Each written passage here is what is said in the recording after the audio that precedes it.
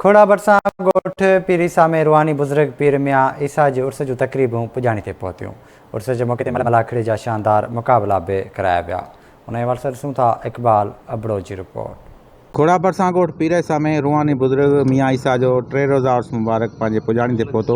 उर्स मुबारक जे मेले में ॿारनि जी विंदुर लाइ मिठाइनि ऐं रांदीगरनि जा दुकान ऐं झूला पिणु लॻाया विया। जॾहिं त सिंध जी सक़ाफ़ती रांदि मलाखड़े जा शानदार मुक़ाबला मुनक़िद कया विया, जंहिंमें सिंध ऐं पंजाब जे पहलवाननि अली नवाज़ मेतलो, मोहम्मद ख़ान फुल, मलार शीदी, मंठार बुक्टी समेत 50 खां वधीक पहलवाननि हिसो वरितो, जिन हिक ॿिए खे मलूं दसे वाह वाह कराए छॾी।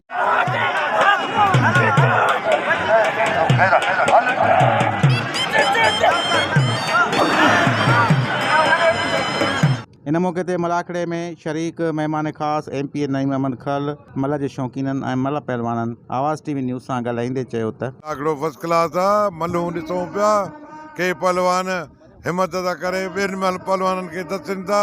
बहितरीनु आहे, हीअ असांजी पुराणी सक़ाफ़ती रांदि आहे, सक़ाफ़त असांजी सिंधियुनि जी पुराणी आहे। इन में मलाखड़ो तमामु अॻ में बि जेको आहे सो बाक़ाइदगी सां पहलवाननि खे पालियो वेंदो ऐं जेके पंहिंजे ख़ुशहाल माण्हू हूंदा उहे पहलवान हर हिकु पंहिंजे जाइ ते उनखे पालींदा, पर इहो आहिस्ते आहिस्ते रवाजु निकिरी वियो आहे।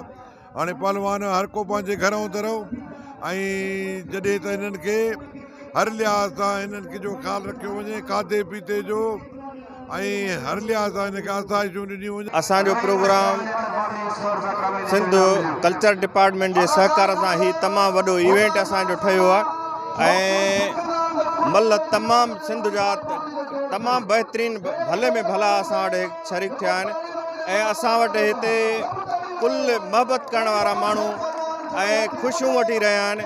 अहिड़ा प्रोग्राम हर ज़िले में थींदा रहनि। अॼु न्यू मलाखड़ो आख़िरी धमाल आहे। मतिलबु पहलवान तव्हां ॾिसो था, तमामु सुठो मलाखड़ो आहे।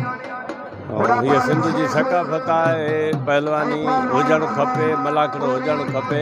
500 साल पुराणो असांजी दरगाह जंहिंजो उर्स मुबारक इंतिहाई जोश ऐं जज़्बे सां मल्हायो वेंदो आहे ऐं हिन में पूरे पाकिस्तान में हज़ारे पांधेड़ा ईंदा आहिनि जेके हिन में शिरकत कंदा आहिनि ऐं हे उर्स खे सेलिब्रेट कंदा आहियूं। असां सभु गॾिजी जेके बि आहिनि तमामु बहितरीनु मलाखड़ा थींदा आहिनि, सक़ाफ़ती रंग थींदा आहिनि। जीअं मखण खाई पंहिंजे घरां सणूं पंहिंजे घरां जेको असांजो हाल आहे, ग़रीबानो हाल आहे, उन असां तयारियूं करे अचूं था ऐं असांजी सिंध गवर्नमेंट जा स्पोर्ट असांजी का माना सहकार नथी करे। अॼु पीर ईसा जी दरगाह ते मलाखड़ो आहे।